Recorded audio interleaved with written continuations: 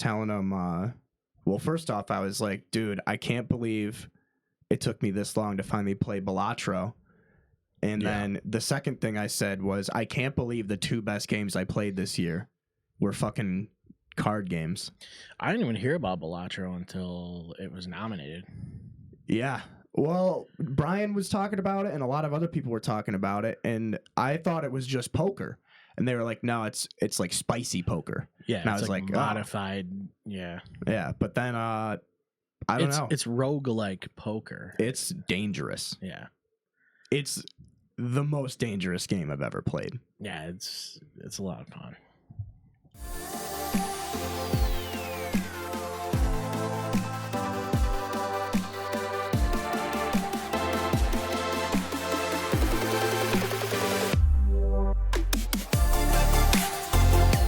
Do they have like cars overseas and stuff like that?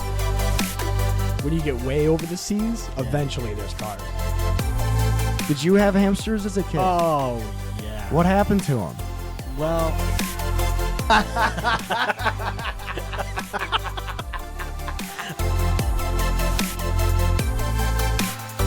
Don't give them clear shot. welcome to Clear Shots. Yeah. Today's episode is brought to you by our friends over at Dubby Energy. Go to dubby.gg. Use our promo code Clear Shots. It's all one word. You get 10% off. You get your energy. You get the tub of powder. And it's good stuff. You know what I mean? Doesn't have a lot of crazy additives and stuff like that everything has nowadays. No, it's good, man. It's good stuff. I'm a big fan. Yeah. So, welcome into Clear Shot Studios. We're talking about Balatro. Big time. Big time Balatro. It was nominated for Game of the Year. Yep. By the time this episode is out, I think the awards will be over with, right? Probably. Because we're like almost a month ahead of time. We're gonna be 4 weeks, yeah. Yeah. So the Game of the Year nominations, the 2 that caught my eye were Shadow of the Erd Tree, not because it was a DLC. I don't give a fuck about that. Because I can't believe that I still haven't played it yet. I bought Shadow of the Erd Tree as an excuse to restart Elden Ring, and then I ended up not even finishing the base game yet again. Still love it. Well, I think it's weird that you can nominate a DLC for Game of the Year. Like, to me, it like depends on how much content is in it. You know what I mean? I think if that's the argument, then it belongs there. That's fair. I don't play Souls-like games. From what I've gathered, I can't stand them. The Shadow of the Erd Tree expansion is it's not even a DLC. It's basically a whole extra game. It's a whole extra map. You know, probably longer runtime in game content than some of the games that people think it should have replaced. It's like I could see like things like should have replaced it. Ballad of Gay Tony or like something like that maybe. Because it's like a standalone. Yeah. Or like what was the other one? That's true. Lost in the Damned or whatever it was for GTA 4. Undead Nightmare. Yeah. Yeah, that was kind of somebody had made the argument Phantom Liberty. Yeah. That I would agree with that too. Yeah. When did that come out? Last year. So I personally think if we could go back, then yes, I would agree. Yeah. Give Phantom Liberty the nomination. Is this the first time that a DLC's been nominated? People have said that The Witcher 3's DLC, Blood and Wine. That makes a lot of sense. That was incredible. But I didn't, but Blood and Wine did a lot for that game. It like gave you like your own house and like you could display armor and fucking the expansion was really good. So I'm thinking it's that, but for the FromSoft guys. You know what I mean? So like everything that you would have wanted from a new Witcher is what they got out of the Shadow of the Erd Tree. I'm just not good enough. Straight up, I have not been able to get good enough at Elden Ring. It's tough, man. That's what I mean. I don't have the time to invest in Souls-like games. It's frustrating. I love it. It's really fun. I was playing seamless co-op with Wes and Anthony, and I played other co-op with like the Bonfire guys and Nick and Dave and all them. But yeah, it's tough, dude. It gets to a point where like I don't want to play the way that the game is telling me to play. And I just got to get good. I'm not a big fan of them, and I don't know. I guess I just can't get into it. Like, something about the animation is weird to me. Like, I don't know what it is. I can't put my finger on that. But I also just don't like the whole idea of, like, if you're not good at it, you don't like it because you're not good at it. It's like, okay, well, is this Rick and Morty or something? Like, you have to have a certain IQ to fucking like it. It's like, no, shut up. Like, I don't like that kind of game.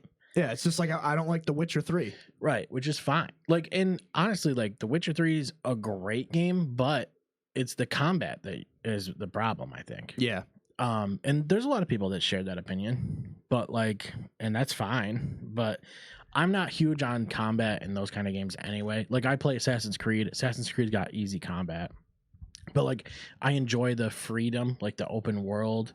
I think the reason I liked Witcher was the story itself.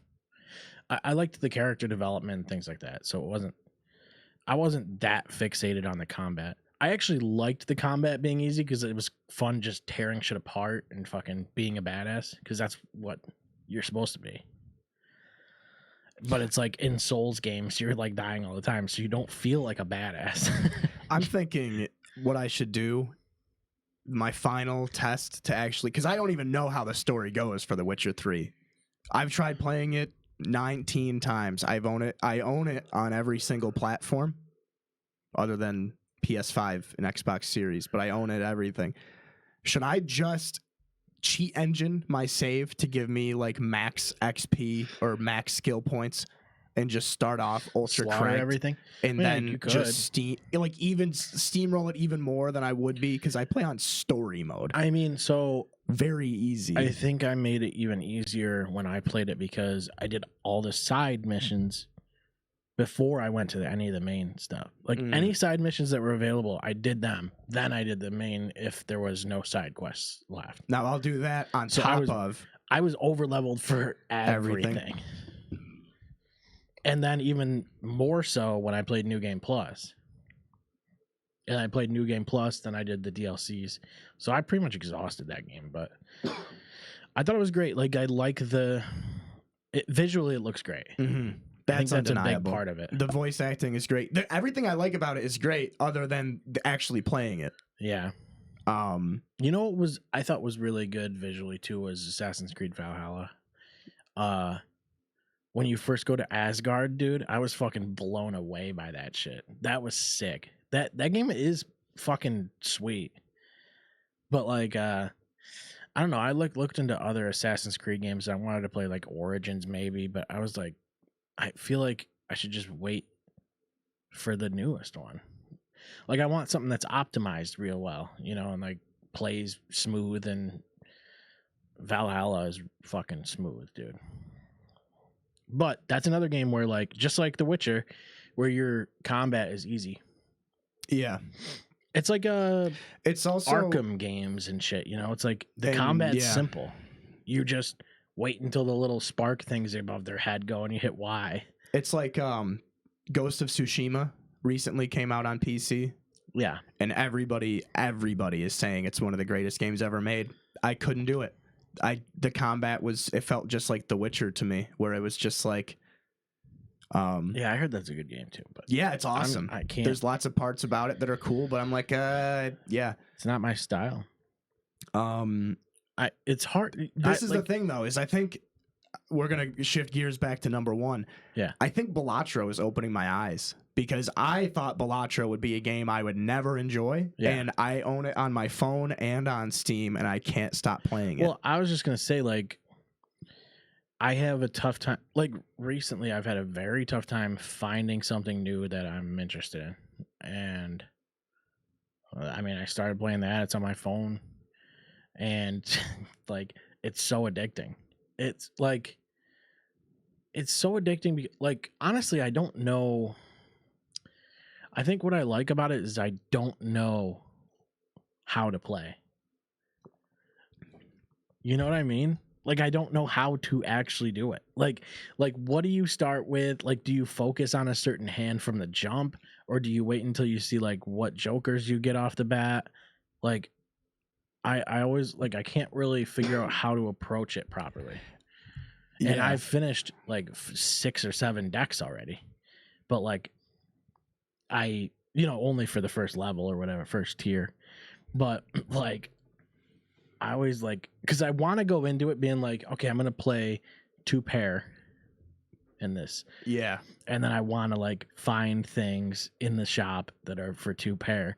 But it's like, I feel like the best way to go about it is just go into it, play your best hand, and then wait until you get a joker that supports something, then follow that. I like skipping. I like a lot of skips. Oh, I skip a lot. Yeah, my favorite thing is skipping. But well, yeah. So But I it usually can skip get the first 2 dangerous. blinds, Always. and then I play that one. If I fail, I fail. Big deal. Yeah. You know what I mean? I just play it again. But like, if you skip the first 2, sometimes you get a rare joker, or you get something. You usually get like a spectral card or some shit out of it. The best one is when you get like Well, first of all, we should say, like, so obviously not everybody's played it. right. But so essentially what it is it's like, it's a poker game at heart. So you get dealt a hand, but you have to pick 5 cards that would be a poker hand. You play it to score as many points as you can, but you also get these joker cards, which are buffs, basically. And they can be things for, like, say you're trying to, like, do a run of all straights, or like, you could get a joker that supports straights, or you can get something that buffs your face cards or whatever. You can destroy cards that are in your deck. You can add cards to your deck. Like, it's so flexible, and it's a roguelike. So you start with your deck, and then when you lose, you lose. Every time you start a run, it's completely fresh. And it's like such a simple idea. Like, it's if you just think poker about it, with extra steps. it's literally, they were just like, we'll make like Binding of Isaac or whatever as a fucking Poker card game. Yeah. Because at its heart, there's only actually 2 games that exist. It's chess and poker. Yeah. At the heart of reality, there's only 2 games that exist. And Yeah. Everything is just an expansion of Yeah. chess and poker. everything is just exactly. Just like how every good coach ever coached under Don Shula. That's for our NFL heads out there. Yeah. But anyway, I don't even know if that's correct. It might be Bill Parcells, I think is who I'm thinking of. They're all the same guy. They're all the same coach. Ditka. I almost said John Kitna instead of Mike Ditka. John the 2 Kitna. most opposite guys ever. I can't even believe you found that name was in your head still. John Kitna. Dude, I think of random quarterbacks all the time. But Yeah, but that's a Cowboys quarterback too, so to be fair. Sadness. But yeah, so Balatro is basically just the greatest game I've ever played. I really don't understand why, and I don't understand why I can't stop playing it. I still haven't finished it. I'm bad. I'll put it this way. It's one of the best mobile games I've played. It's the best mobile game I've ever played. I don't There's think a it comes reason close. it's #1 on the Google Play Store. And on you know what the money making is thing right now for Apple? It's on the Apple Arcade. So if you pay the $10, It's just free. It's just free. Yeah, They should do that with Play Pass. Why not? they really should. But it doesn't have microtransactions. You pay $10 and you get it. Yep. So this is the thing. It was a no-brainer for me. This is the thing that ticks all the boxes for. I was talking to Brian. It ticks all the boxes for Brian and I. It's always satisfying to see the numbers you get when you play a hand. It's always satisfying when you play a hand you want to play. It's always satisfying when a discard goes right, or a draw goes right, or a skip goes right, or you get a cool boss blind. There's or a great feedback loop. There's very because your run only goes wrong once, and it's when you lose. Yeah.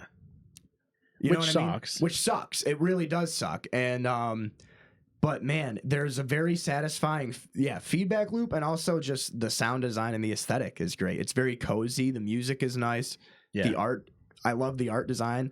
You can change the cards to look like other video game characters, which I thought was cool. Yeah, I thought that was cool. But when they said customized cards, I thought it was going to be a little deeper because I play Microsoft Solitaire, and you can literally take any image on your phone and make it the card. That's awesome. So I have like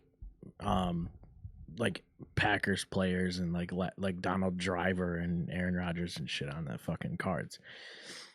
So I was kind of hoping you could like upload things, which would be kind of sick if they did that eventually. But I wanted to use the Witcher one and the Cyberpunk one, but you can only use them for the Ace. Yep. But that's what I wanted to do. I wanted my entire deck to be Cyberpunk characters. Yeah. Like, well, that would have been sick. I think the big thing for me is like I spend a lot. I'm at work a lot, so like our shifts are so fucking long. But sometimes we have a lot of downtime. Sometimes we don't, but most of the time we don't. But sometimes we do, and we'll have like 3 or 4 hours where we're just sitting there. So I need mobile games. Like, I don't want to pull out my fucking phone controller, the one that like pulls out. I love that thing. It's great. I can play Game Pass on it and shit. But sometimes like you're at work, you want to be able to put it away quick and get back to work. Yeah. So I play a lot of Call of Duty Mobile, and I also play Diablo Immortal on my phone. But I was looking for a new mobile game because you get bored of that shit after fucking so many hours. So this was like it was good to find a new mobile game that like you can actually put time into. I feel like a lot of mobile games, you put a certain amount of time in and then you have to pay money. Another one that's great, I'll tell you right now, is the new Pokemon trading card game. That's what I've heard. Yeah, it's fucking sweet. Pokemon TCG Pocket. It's really cool because it respects your time in that like you can only open a booster pack every 12 hours. So you do that and you can pay like for a subscription to open an extra pack every day. It's like not worth it though. But you can build your own decks, and right now they've only got the original cards out, which is sweet. But you can build your own deck, and then you can play. And I think it's better than Pokemon Trading Card Game Live was, because that one was a thing for a while. And I used to play that too. But it's weird because like the energy system is different. You don't draw energy cards. You draw an energy every turn. But it's like random. So you can like choose, like when you build a deck, you can be like, I want electric and water energies, but it's random for every one of your turns. You will get an energy every turn. But most of the time you're just building on one type anyway. So yeah, it's whatever. The only time I've used like the electric and water is for the Dragonite deck, because he needs both of those. Dragonite is so overpowered in the trading card game. He's awesome because he uses like fucking whatever meteor, something Draco meteor, and it does like 50 damage. It chooses like 4 Pokemon at random, whether they're on the bench or active, and it does 50 damage to each. But like it's completely random, so you could do like 150 damage to one guy and 50 to another, or like 100 here, or just 50. It's like, it's fucking sick. It just drops a bunch of damage. But the problem is it's hard to evolve to Dragonite. But it's so much fun because it's all, you can play against the computer or you can play online and you build your own decks. Like, it's super addicting. I love that kind of shit. Like I never got into the Pokemon trading card game like physically. No. But how could you? It's expensive, for one thing, and it's hard to find. You'd have to find meetups or tournaments. Well, you have to find people that actually know how to play. I've never met a person it's that not actually hard to play. I've never been able to do it. I mean, I could teach you in 20 minutes. It's so easy. I bet it'll take way longer than that. It's so simple. It's a very simple game. You know what isn't a very simple game? Balatro. Okay, so here's the thing: is I've been reading on the subreddit that the main meta is a high card meta, and I think that's insane. Yeah, that's what I was thinking because someone was talking me into like doing a pair run. The run that I almost beat the game on was a pair run. But I've always been doing 2-pair. I'm always been a full house guy. I like 2-pair because I can play that 1/2 card that's like every time you play only 4 cards in your hand, you get a mult or whatever. Mm-hmm. You know what's my favorite card actually is the one that straights and flushes can be played with 4, or straights The hand one, the skip. Yeah, you can skip with straights. Yeah, you can make a straight with a gap. There's one that's a street, right? And you can skip, so it's like you can go 10, 8, 6, and it's still a straight or a flush or something. But then there's the hand that is like you can play straights with only 4 cards instead of 5 or something like that. Get both of those, and then you're done for. Yeah, the problem with straights is like they're kind of hard to get unless you have enough discards. That's why I like the red deck. I've been only running red deck. And then you run into a problem because you don't have as many hands. When you get to other decks, though, you get fucked. Yeah. You got to run something else. That's what the other decks are for. I beat the first 2 with just flushes, but that just takes a while. Like, you have to run into the right bosses that don't screw you Is the over. final blind every time the one that disables a Joker? No. No, it's different every time. And you can re-roll the boss, too, with a certain Joker card. Yeah. Or voucher. Or a skip. There's some skips that re-roll boss blinds. Oh, yeah, that's right. Yeah, tags or whatever they are. Yeah. Yeah, dude, it's so fun. It's really great. is. Once I started learning about it too, this is the best way to play it is to just play it. Just start playing it. Like I was so confused when I started playing and it. that was the best is like I'm still super confused. And even when I talk to people about it and I read about it, it's one of those games because it's also poker that you don't learn it unless you play it. Which is why for me starting off, I was so confused how some people were crushing it because I'm like, bro, I'm fucking playing perfect hands every go, but it's more than just a poker game. Whereas it seemed like Wes had like an opposite issue where he was making it really far, but then there were like certain poker hands and stuff that he was like, oh, well, fuck. I didn't think of that. Yeah. Because like he has... Yeah, you have to be able to look at the hand and he be has like the really good roguelike... like Slay the Spire brain, where right. He's relying on jokers, which you're supposed to do. Yeah, but I think you need to be able to look at the hand and go, "Oh, there's a full house there," or whatever. You know, like there is a thing. Like I've played a lot of poker because I play Hard Rock. It's another mobile game, Hard Rock Blackjack. Oh, I still play Zynga poker. Yeah, so Hard Rock Blackjack has poker and it has fucking roulette and fucking, all basically everything. But so I play that, and you can play online poker. But there's like a natural thing where you have to like be able to see the hand and go, okay, like this is what and you have to be able to pay attention to suits and stuff. What is that? Why is it beeping? Wow, that's super annoying. It's when the lights come on. That's weird as fuck. Anyway, yeah, like there's I don't know. You have to be able to understand, like being able to see suits. Like for a long time, I didn't do that.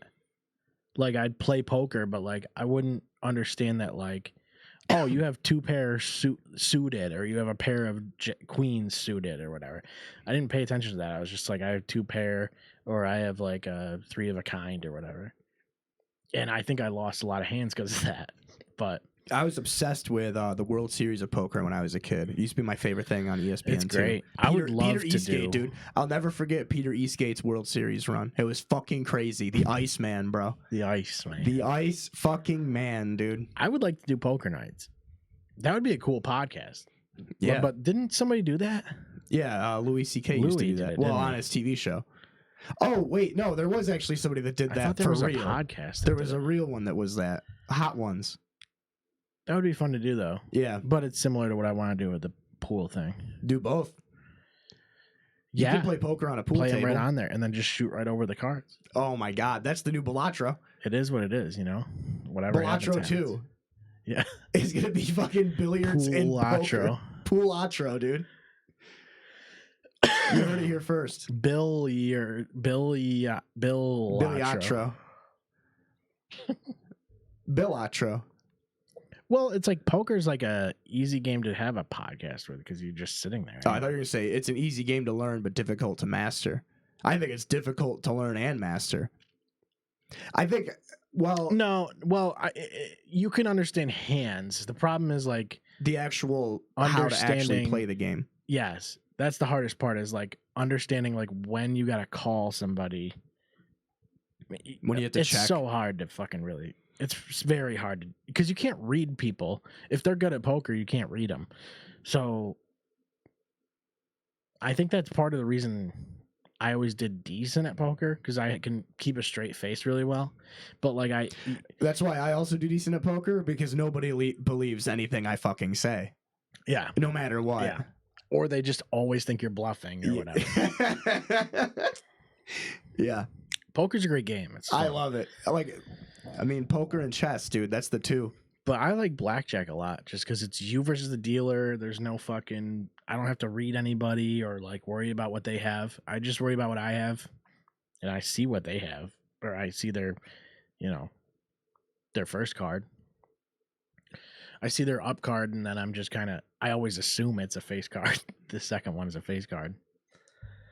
But I think Balatro's different in so many fucking ways. It's so wild, dude.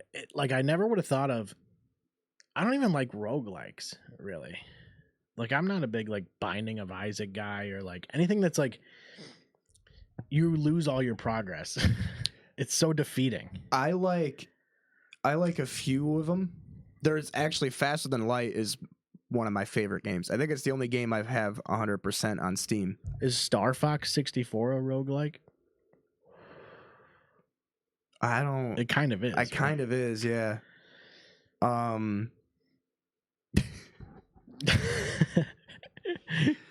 Faster Than Light, I love. Hotline Miami is another good one. Darkest Dungeon is pretty cool. But Binding of Isaac I like. I played Binding of Isaac vicariously. I didn't hate it. I played it vicariously through Wes. Yeah. I was there with him for like a lot of that. I didn't hate it. If you were around Wes, you didn't have a choice. But I did enjoy it. Yeah. Watching somebody be ridiculous at a game that you aren't even good at is one of the coolest things. Yeah. I really like. There is something to be said about that. Like when I watched like you or like my buddy Dan play fucking Guitar Hero, and I'm like, what the fuck? Yeah. Well, know what I Guitar mean? Hero is weird. Like, cause I was a guitar player before it even happened. So, your dexterity is already there. Yeah. But like the jump, like if you play Guitar Hero on like medium, and then I never played hard mode. I jumped to expert. Like I felt like hard mode was kind of pointless. Can we play Guitar Hero tonight? I mean, we could, yeah. Yeah, I don't have to work until like 9 tomorrow. So, Yeah, we could do that. yeah. Cool. I think we played it last time. Like the last time Dave was here and we didn't do a podcast, we played Guitar Hero, I think. Or no, it was like after one of the first ones we did. Yeah. Oh, but yeah, roguelikes, they're hit or miss for me because 'cause- I don't like this. The system and the idea of a roguelike I don't like, but if the gameplay is something like Faster Than Light, there's no other game I've ever played like that where you're like micromanaging and piloting a spaceship and you manage every single system and every single character. Yeah. Like there's nothing else like that. I just don't. I think there's like a fine line. Like I think sometimes roguelikes feel like it feels like too much when you lose all your progress. Whereas like in Balatro, it's like you feel like it's it's not that big of a deal. The runs are so short. Yeah. The runs are so short that it just works out really well. Yeah. And I love that it saves things so like quickly. It's every action. action. So yeah. like you can close it out on your phone and go do whatever, come back, open it up, and you're fucking back where you were. You know what would be a complete fucking game changer is if I could cross-link my Steam progress with my iPhone progress. Yeah, that would be sweet if you could do that. That would be hardcore.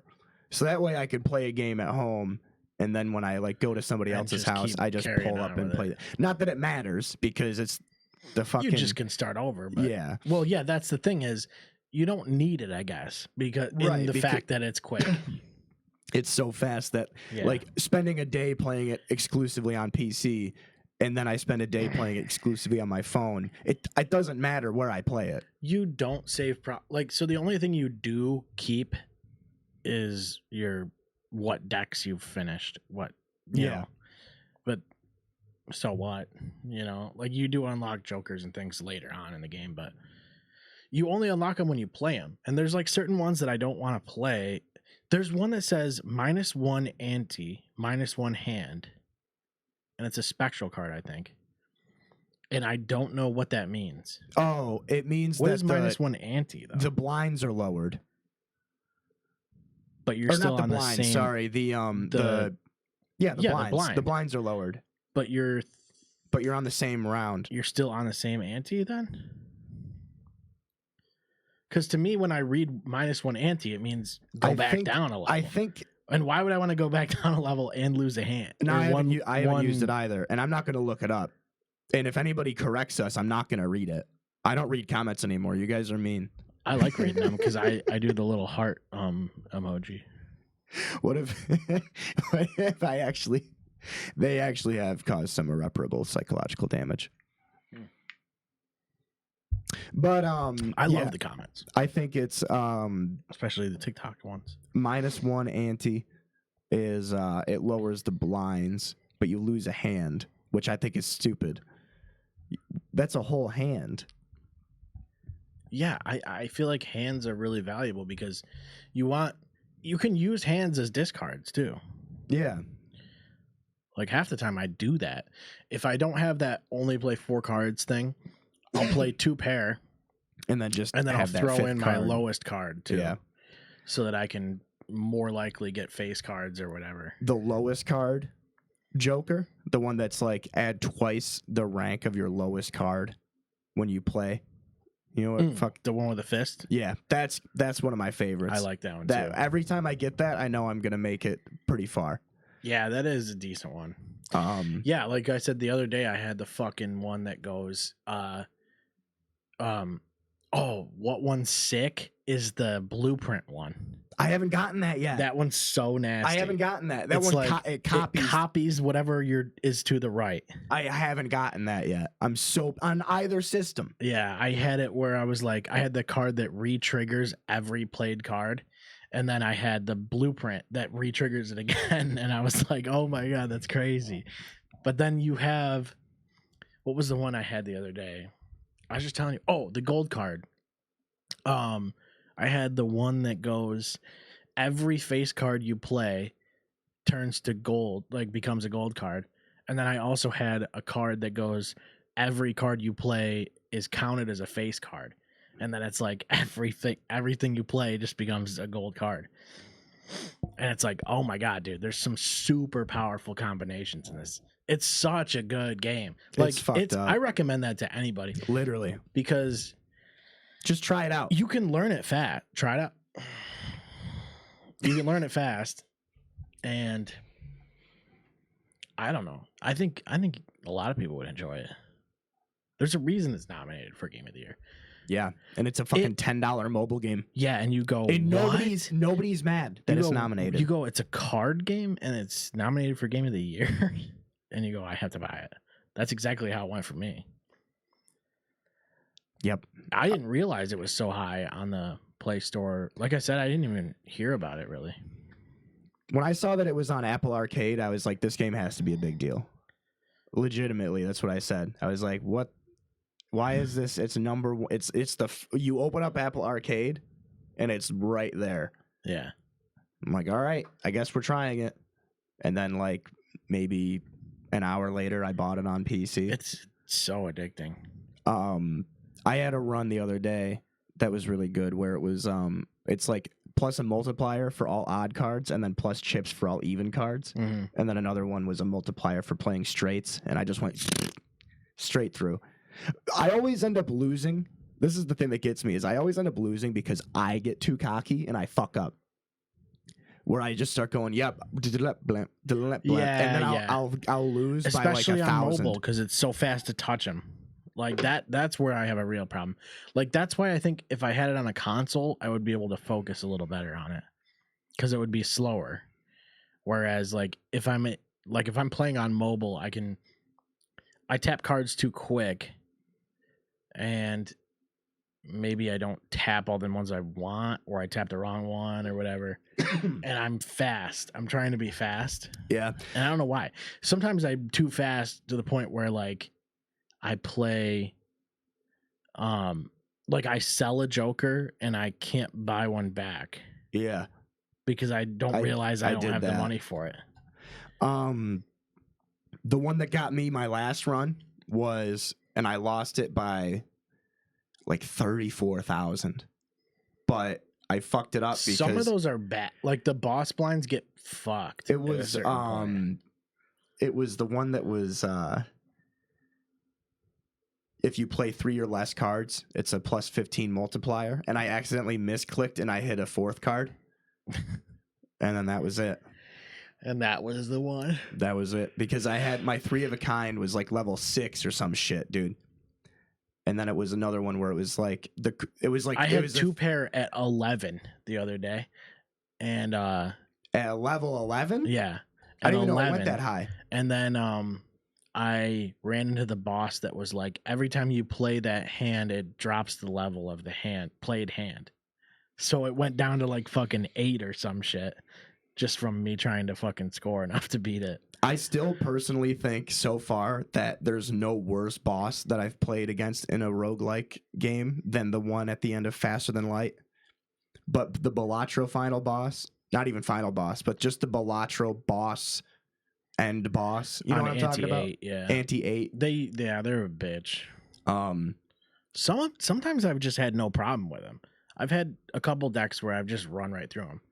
But other ones, for some reason, it feels like your malts and your jokers just aren't doing what they're supposed to be doing. Yeah. It just feels like you're not getting what you're supposed to get out of them. It's fun though, man. It's fun to like create builds, and like you're only building on what you get. So one of the ones I like is free rerolls. That Joker that gives you free rerolls in the shop, so you just can reroll that the first time, and then the second one's only $5 or whatever. So you can usually get something decent out of it. Mm-hmm. The one I don't understand is misprint. I love that one. How does that work? Every time you play a hand, it's a random multiplier. Okay. It's anywhere from a 0 to like a 20. Because it doesn't really tell you that. It just goes plus. Yeah. It changes. Yeah, so I think it's anywhere from a 0 multiplier to a 20. It adds every hand. I like to grab it if it's there, just because you might as well have a multiplier. But I got one where I got a, what do they call it? The polychrome, where it's like an X10, no matter what. I got a polychrome, one of those ones. That was nasty. Yeah, if I find a fucking tag that's like next Joker is a polychrome at guaranteed or whatever, I skip it every time. Also, what the fuck is up with the Wheel of Fortune card? Wheel of Fortune card. Yeah, the tarot card that's like 1 in 4 chance to upgrade a random Joker. Yeah. What the fuck? That's not 1 in 4. What the fuck? There's no way. I've gotten it probably like 4 times. One time I've ever gotten it. And I always use it. Every time I see it, I use it. You have to. But yeah. Shit's crazy, man.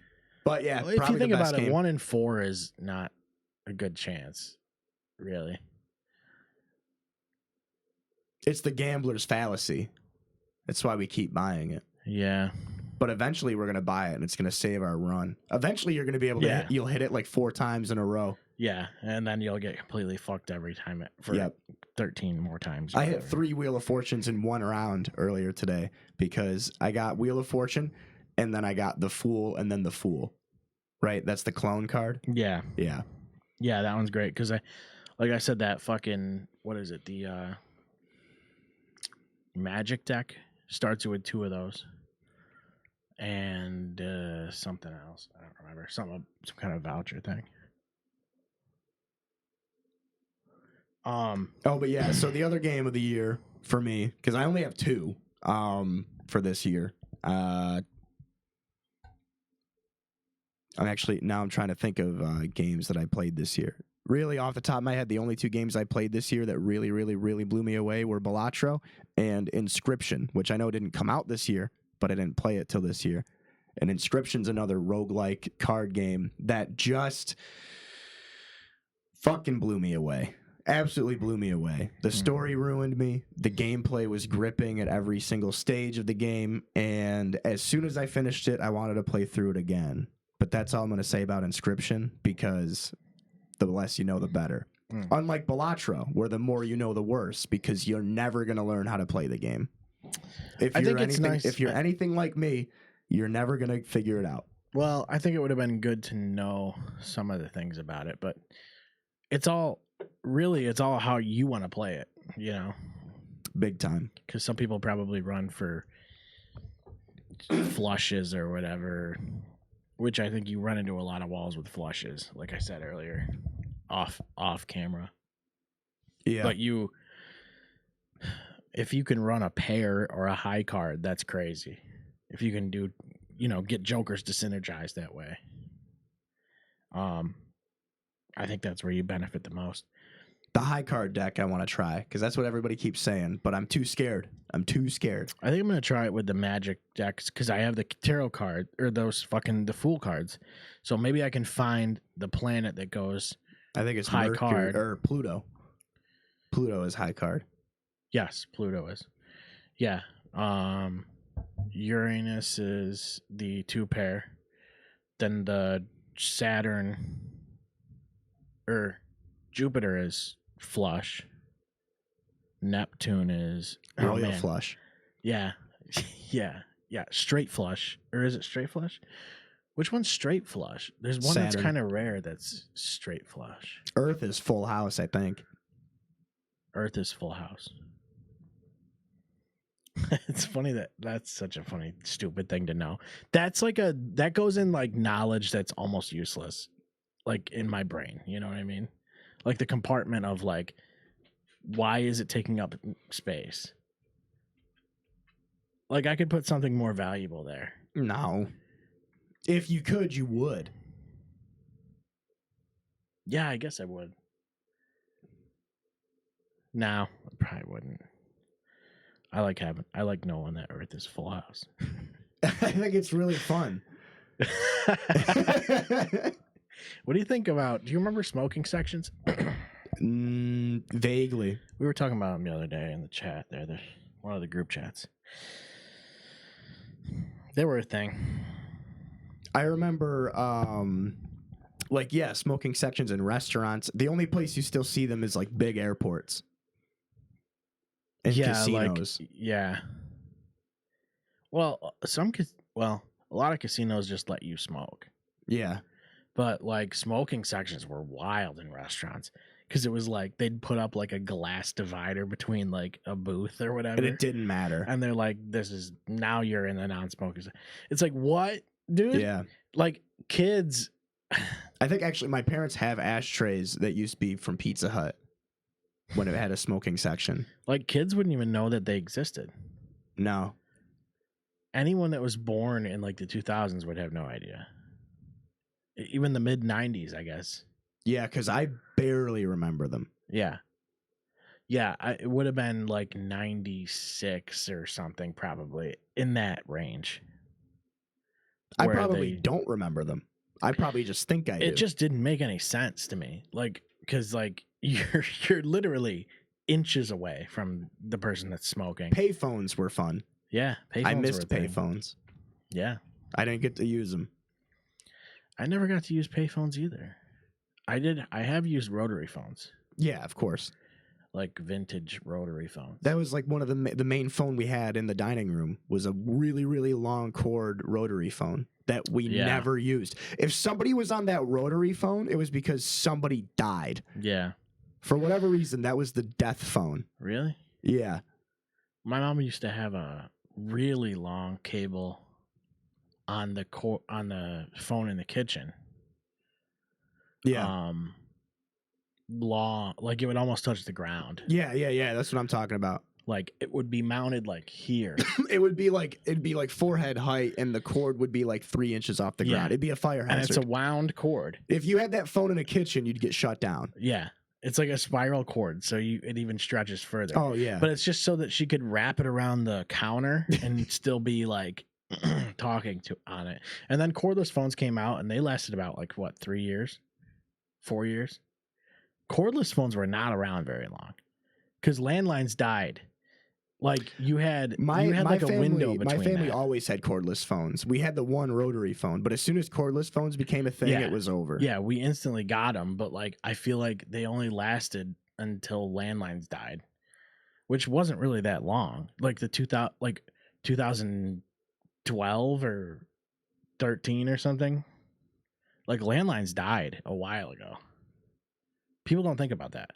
Like they didn't die. People still have landlines, which I don't know who the fuck does, but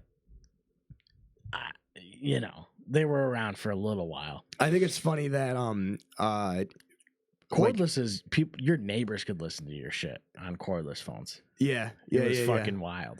The funny thing is that it used to be you would have to differentiate cell phones from phone numbers, and now you have to differentiate landline phones from phone numbers because cell phones is just the normal. It is just your phone. Remember when everybody was freaking out because New York State was making it so you had to type out the full area code in order to call people? Was that New York State, or was that like a Time Warner thing? The full area code? Yeah. There was a time where like 5 digits? Yeah, no, that's the zip code. I was gonna say, what the fuck? No, so like when we were kids, you used to be able to just type like if you were calling somebody. Oh, so if you were calling somebody with the same area code as you never used to have to type the area code in. Yeah, but now you have to. So, but do you always have to? Like, if I type in a landline, it won't bring me to that? No, you have to put the area code in now.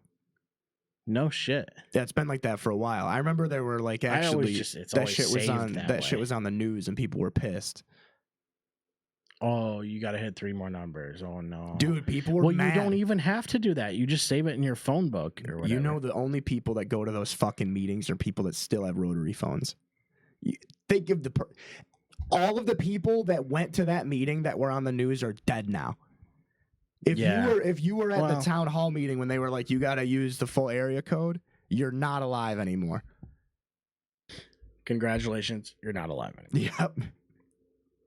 Yeah, and they probably would have had a lot more free time if they didn't have to spend the fucking time pressing 3 buttons. They're killing our audience. It's a shame. Those are the people we want kept alive. Yep. Landline users and Puerto Ricans. That's our guys. Yeah. And gals. And everything in between. What would be the value in a landline, though, right now? Like there's people that still have them. So what is the value in it? You know what I mean? I couldn't tell you. Because it's much more logical. Like, everybody has their phone on them all the time. They just do. Even if you're like if you're one of those people that is like, get off your phone. Yeah. Well, my grandparents have a landline. I don't know if my parents still have one or not, but my parents got rid of theirs a while ago, and I still call it every time I try to call them, and it never works. Oh, I think they do have one still. And they probably still have the same number. But I don't know. That's all 90s shit that like people. It's so wild to me that like I just worry, like I don't know if I'm getting old or like if it's just nostalgia, but I feel bad for kids that won't live through times like the 90s. Like it feels like number one, it was harder to get a hold of people, which I think was like good for society in a weird way. There wasn't like social media, and I didn't really have, like growing up, there was no instant messaging for a long time until I was in like middle school. Like AOL Instant Messenger wasn't a thing until I was in 8th grade or whatever. Probably maybe 7th grade, 6th grade, I don't know. But it's just weird, like, to think that your experience as a kid isn't what everyone else's experience is. You know what I mean? Like, it's so, like, I always want to look at people and be like, yeah, they went through the same thing I did, but it's not the same. Like, they went through a completely different, they had phones when they were like fucking 4 or an iPad or whatever, and they were watching fucking Danny Go or some shit, you know?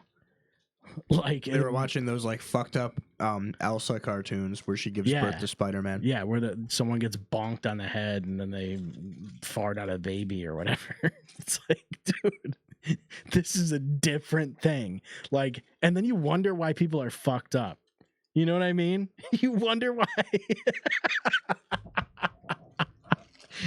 You wonder why, like, fucking politics are fucked up. Well, you wonder why, like, people's mentalities are fucked up. You wonder why people have mental problems. It's like, what are we talking about, man? Like, we didn't grow up in the same time. Like, you have access to too much. Like, I shouldn't have had, even when I was fucking growing up, I shouldn't have had access to the internet. Like, yeah, there's actually a really special someone that showed me 4chan when I was like 10. And dude, it's been downhill from there. Yeah, like the second I could look up, like... Thank God for that guy, though. Thank God for showing me 4chan when I was in 5th grade. Yeah. God damn. Well, it became a big deal. Like, a lot of kids hit puberty over fucking the internet. Huh? Like, a lot of kids, like, become... Like, that's where you become a man. You know what I'm saying? Yeah. Like, fucking, like, I used to, like, Google... Boobies. Yeah, like naked. Like, what was it? Well, for me, I was watching wrestling, so I'd like do like Tori Wilson or like Sable or whoever was big. Like Stacy Keibler. I was gonna say Stacy Keibler. China. Stacy Keibler was fucking hot. Stacy Keibler is still hot. Yeah, surprisingly enough, she is. There's well, some of them, like, you could tell which ones were like gonna decline. You know what I mean? Like Sable and fucking Tori. Trish Stratus still looks decent. But like, I don't know, it's like that's like a thing that I don't know. When I was a kid, you would Google that shit and you'd find like a picture from Playboy or whatever. And then it would take like 30 seconds to load the image, and it would boom. And then you're like, I don't know, like, what do I do with this now? I guess like print it out or something, some shit. Like, what the fuck? I'm bummed that kids these days don't grow up petrified of acid rain. Yeah. Well, shit, YouTube videos used to have to buffer. They don't do that anymore. Remember when you used to be able to load the whole video? You push play, pause it, and then you wait for the shadowy part to get all the way to the end. I think what the old YouTube player, dude, that needs to come back with the circle. Yeah. My favorite thing that I miss was having options when it came to websites. If that makes sense. Websites existed. Like yeah, websites exist now, but you like everything was websites back then. You could go to like fucking miniclip.com or whatever and play games or whatever. Now it's like everything's social media and it takes you to a website versus like there was an era where Omegle and chat roulette and things like that were happening, and shit was changing, dude. That was like when you don't realize it when it's happening, but that was like huge. That was like you were literally doing chat roulette was literally, for those who don't know, chat roulette was literally, it was like Zoom calls with a random person every time you click the button. How no one would want to do that now. Like everybody would be so fucking freaked out by that. But we would straight up be on, dude, we would be on chat roulette for hours. Chat roulette was different though, because it wasn't video, it was just chat. It was just text chat. Omegle was text chat. Omegle was. What was chat? Oh, chat roulette was video. Yeah, and then right. Omegle got video eventually. Omegle Yeah, just got well, shut that's when down it died. like a couple years ago. Well, it pretty much died when it had video though. Mhm. Because Omegle, dude, I have some funny screen caps of fucking Omegle shit. We Chat talked roulette- to we Chat roulette was rouletted cool for a bit, and then it just became dudes jerking off. Yeah, it was all just There was like a 3-month period where like chat roulette was sick, and then it was just you'd have to. There's a South Park episode about it. Yeah. Where Cartman's like trying to fucking. He's trying to show everybody how cool it is, and he's like, "Oh, there's a guy and it's jacking just off." guys fucking. Yeah, that's hilarious. There was a guy on that we talked to like a guy on there for a minute. Sometimes you get into a fucking thing and you're on there for several minutes with just some random dude. Mm-hmm. It's a good time. Yeah. Then there was like Stumble Upon. Did you ever use that? Mm-hmm. Stumble Upon. The was Chive. cool. Yeah. Newgrounds. Newgrounds was a classic. That was around for a long time. Crazy- Homestar Runner. Crazy thing about Newgrounds is that Strong Bad. it's had a pretty big resurgence because a while ago Tumblr banned porn, and so everybody went to Newgrounds. Why would they do that to themselves? I don't know. That's like if That's like it's when like if OnlyFans was like, no, you can't they do tried to naked do stuff. that. Only They fans, did try to do that. Yeah, Oh my and god, then they were that's like, tough. "Oh my god, we would lose all of our money." You mean our only fan base is gone? Like what the fuck? That's the whole platform. Yeah, Yeah, Oh it's my crazy. God. We should start an OnlyFans. But I've just- actually thought about it. We should do a Patreon at least. Yeah, I think that'd be cool. But we probably could do a Patreon and just put out all our short clips ahead of time instead of having them come out over the week. People could see them all at once or whatever. I don't know. Something. We could do Fuck behind the scenes type of stuff. fuck it.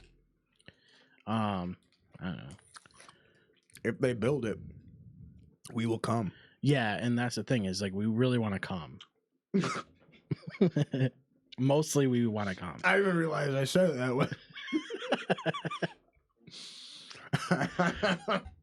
It's mostly about us coming. I just want to shoot ropes. Yeah. I want to blast darts, bro. It's honestly mostly this podcast is mostly about us coming.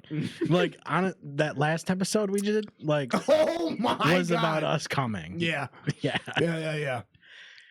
No, this show is just a visual representation of actual sexual tension. What else have I told this people, dude? Because people ask me, I tell people that I do a podcast, I show it to them, and they're like, "What is it about?" And one of them was like, "Imagine two guys starting a podcast for the first time every time, Every single episode. Yeah.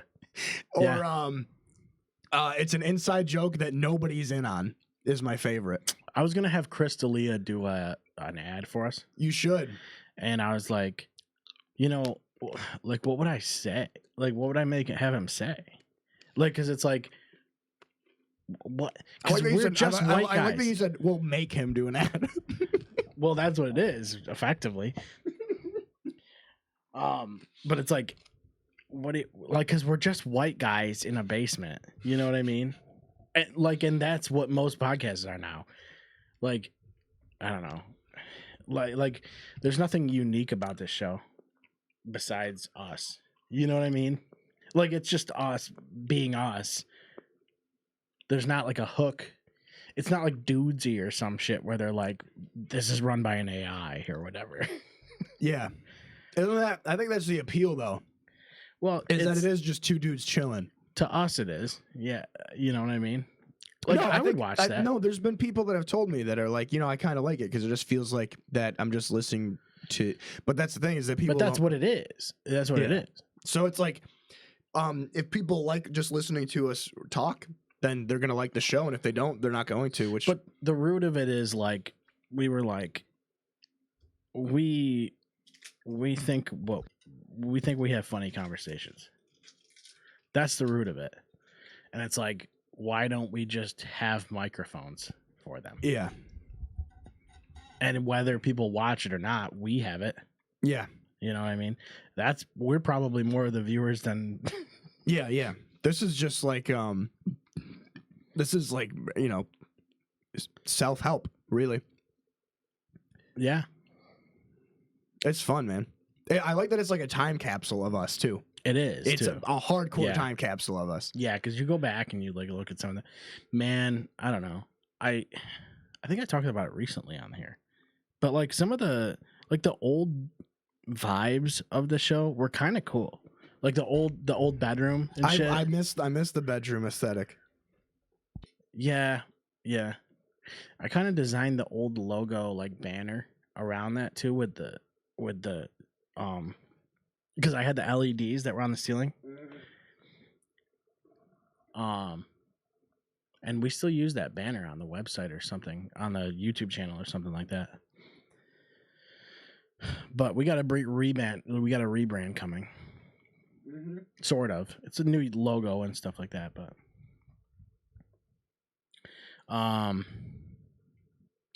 did you see Jimmy Kimmel had fucking like that metalcore band on there the other day? Knocked Loose or whatever it is. Oh my god. I think late night talk shows are having a problem. They're creatively bankrupt. Well, yeah, and they're just not getting what they need to be getting. And so I'm wondering if putting Knocked Loose on there is like maybe they're trying to reach for a different demo. Like, I don't even like them. They're a metalcore band, but they're not good. They're not good metal. But it's like, it is kind of wild seeing something like that on a late night talk show. Who even watches TV anymore? Just watch Oni Plays. Well, I think a lot of those shows get their views on YouTube. Like Colbert and shit, right? Like even SNL. Like I think they probably get the majority of their views on YouTube. Did you watch Bill Burr? Bill Burr was on SNL recently. It was pretty good, actually. SNL sucks mostly, but there was a bit where Bill Burr is like, he's reading like Rorschach tests, and he sees like fucked up, wicked fucked up images of like cartoon characters. Dude, you gotta watch that one. I'll pull that one up afterwards. Watch that one on SNL's fucking thing. I think it's just called Rorschach Test. That was a good one. But that's the only time I watch that, is when there's like a good host. You know? There's not really, SNL doesn't have a great cast anymore. It once was a great show, you know what I mean? Hollywood has changed. I've never really been an SNL guy. I like The Lonely Island a lot. Yeah. You know who's cool is the Pointer Brothers on Instagram. They're very good. Should check them out. I won't. Yeah, probably not. They're pretty funny though. Dude, I still watch Alien Resurrection once a month. I used to like Good Neighbor with Kyle Mooney and fucking yeah. Dude, Kyle, just the Kyle channel on Yeah. YouTube. That's the funniest. Every video is the best That's shit the ever. funniest YouTube channel ever made. It's incredible. That and Never Got Famous. Never Got Famous is up there yeah, too. that's up there. Like, I can't believe that guy is not. He still makes full videos and skits and sketches all the time, and he Mhm. still has never gotten famous. Yep. Well, yeah, that's why it's called that. Kyle's fucking every time I watch Is My Roommate Gay, I still die. Oh, I was gonna Where say he bursts into the room and he's like, "Whoa, what is that?" He's got one- the gay guy, or he's got the fucking bodybuilder up on the computer screen. the one that always gets me every time is sports. Yeah, Sports that just one's ruins me. godly. And then Reptiles. the smoking one is so Smoking good is too. classic. What was the first slime for these guys? The first slime. Some real rockin' attitudes here. The fucking one where he's at the guitar convention or whatever. Or when he goes to the St. Louis Cardinals game. yeah, and ball he's- champions. The guys are like, "Yo, was this guy serious? What's up with this guy?" It has to be. He's got to be the best at He's the best at doing awkward shit. Man on the street. Him and Nathan Fielder and Tim Robinson. Mm-hmm. Eric Andre is ridiculous with that kind of shit though. He's over the top. He's not awkward. He's shock value type shit. Yeah. But Eric Andre kills it, dude. I have yet to see anything that Eric Andre's done that I haven't liked. That dude fucking rips. Nathan Fielder, he fucking delivers every time too. There's some guys that are just undeniable. And I was thinking the other day, I watched this video on or I guess it was Instagram, because I don't really use TikTok anymore. But there was it said when you ask your Gen Z something to edit the church sermon or whatever, and then it's just him being like, "This loaf of bread, this is a loaf of bread," and he's keeps showing a loaf of bread. It's just different clips of him being talking about a loaf of bread, and you're like, that is Tim and Eric. That's all coming from this irreverent surrealist wave of comedy that happened with Tim and Eric. But you wonder if these kids that are Gen Z know what that is, know what Tim and Eric is. Because I don't see Tim and Eric sketches on Instagram or whatever. I don't see them being big. So I wonder if they grew up with that, or if they just grew up with the evolution of that type of comedy. Eric Andre and that kind of stuff. Even Eric Andre is back somewhat far. Check It Out and that kind of stuff. I don't know. It's a different style. Those all started well over a decade ago. Yeah. Maybe Eric Andre was. Yeah, because those were all when I was in high school still. That's why I wonder if because I think You Should Leave is the show that I think set it off. That and Always Sunny. I feel like there's a very big overlap. For whatever reason, Always Sunny is popular amongst almost every demographic. Sunny is great because it's not about editing. It's about It's how natural the characters are. Yeah, it's a comedy. The casting is just off the charts. How good it was. It's a comedy show that really derives its best moments and its best humor from situations. Yeah, that the characters find themselves it's in. the most situational comedy. It's the best situational comedy ever. Yeah. Curb Your Enthusiasm is close, dude. That shit is fucking incredible. Curb is incredible. My thing with Curb is that it's not fair to compare Curb to Always Sunny because Curb is on HBO. Well, it is different, yeah. I don't know why that's a weird standard for me. It is. Well, HBO lets them get away with more things. Well, it's also just it's in that upper echelon for me by default because it's an HBO show. Well, Yeah, That's because a we weird had bias, I know, but like there's something about Well, that's another thing is like when we grew up, HBO you had to buy separately. Like now you can just get Max like every other streaming Yeah. service. like it's probably a weird reason to prefer one over the other, but there's just a certain HBO did have higher standards. Like that was the way it Yeah. was. it's just But Curb is such a good show. it's That- also Seinfeld. Yeah. Yeah. I love Seinfeld. It's great. I watch Seinfeld every single night, and that's not an exaggeration. I believe it. It's on because I've seen everything, every one of them. It's just like with The Office or Sunny or Seinfeld, The Office, Sunny. I don't know. Those are the type of shows I just put on. I do that When with like I go to South sleep. Park, Family Guy. Yeah. Because when I'm going to sleep, Aquatine. it's like I don't need to pay attention to Dude, it. I know it. Aquatine and like is like the easiest show to fall asleep to Yeah. because none of it tracks, none of it makes sense. Yeah, that's true. Like, but for whatever reason, you can always tell what episode you're watching by looking at one frame, even though every episode is the same. Yeah, that's fair. Isn't that weird? Yeah, with Seinfeld, like a lot of it stands alone too. Like Yeah. scenes specifically will stand alone. Yeah, My dogs fucking love Seinfeld, dude. they really do. It's weird. I put it on when I go to work, and they eat that shit up, dude. I bet if they met Jerry Seinfeld, they'd fucking know who that shit is, dude. Yeah. They'd be like, I fucking know you, dude. I watch you every day. And they'd be like, sign my tail or whatever. Yeah. We'll have him sign Chorizo's bee costume. Mm-hmm. Can we put him in that before I leave? We'll pop the bee costume on. For those of you that don't know, Chorizo is the chihuahua of the house, and he is spastic. Yeah, but if we you gotta put bring this the little bee costume on him, this little bumblebee costume, he literally doesn't move. He does not move.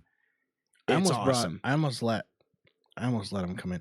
They probably would chill out Eventually. and just relax in here, but like we'd have to wait to start recording first. Maybe sometime though. Maybe someday we'll let him in. Well, I would just keep picking him up and putting him down. So that's like the problem. Yeah, I wouldn't be able to focus. we can just put him on the table and then he'll just We kind could of, put him on the table in the bee costume, and he'll just stand there the whole time. and then he would just shake and stand. Would that be animal abuse? It's not. He likes it. He kind of does. Yeah. Anyway, yeah, Knocked Loose was on fucking Jimmy Kimmel. So I was like, I don't know. I think they were kind of like reaching for another audience, and that like made me think about that. It just made me think about like how late night talk is kind of dying, which is kind of crazy because that was always a big deal. Yeah, I'm not even one of those guys that dislikes those late night guys. I just don't find it. I'm not a fan of a lot of like Kimmel, dude. It's like they're just so embedded in politics now. Yeah, And it's fucked up. Why? The only one I really liked was Conan. But why do these shows have to be political? Like SNL and shit. All these Hollywood shows, why do they have to be involved in it? Like, why even bother? The show should be about the show, Yeah, not about politics. Why the fuck do you care?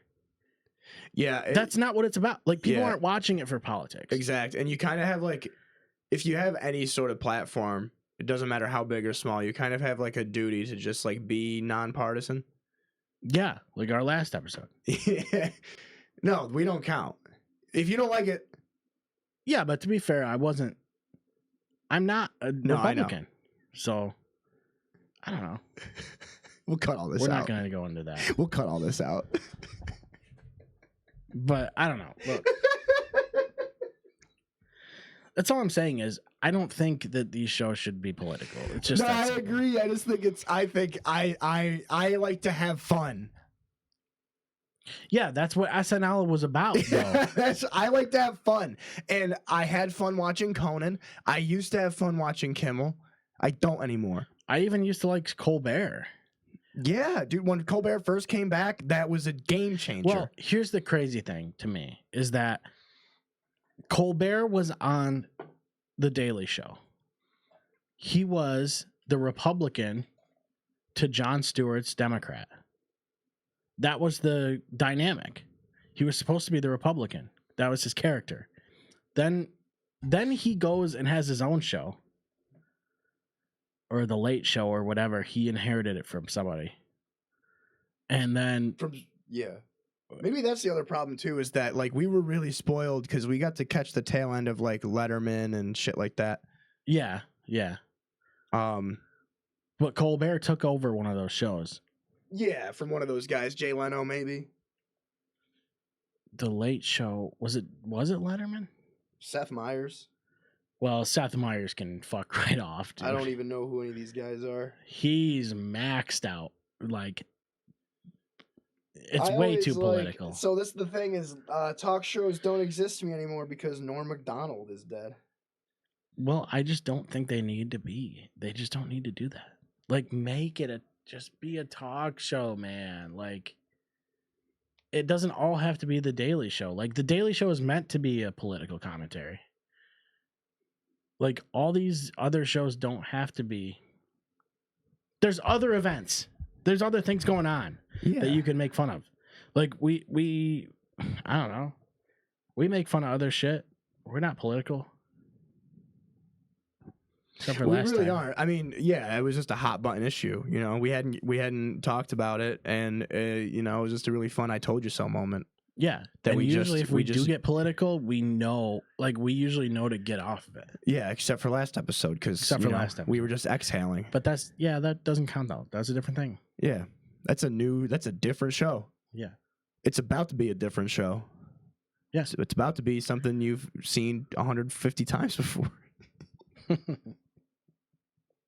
I don't know. I just thought they were reaching for another audience because when you put like a band that has like a different demographic on the show, like what the fuck? Late shows don't put metalcore bands on.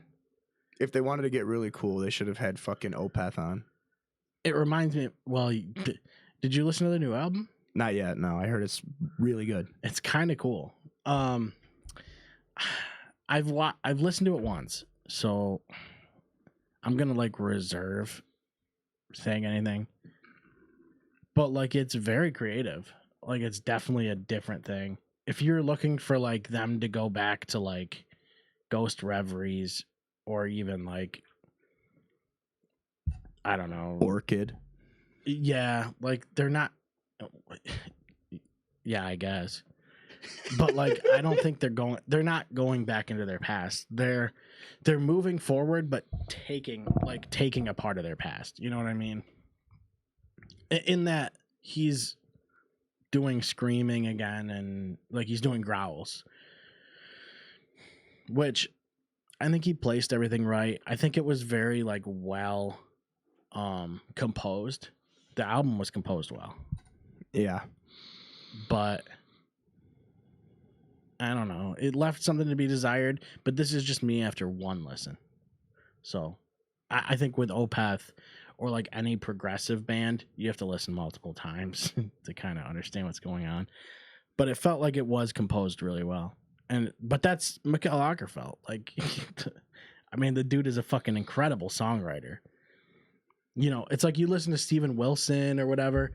Like, I wasn't a big fan of Storm Corrosion, but like, I still appreciated what it was because I understand how good they are.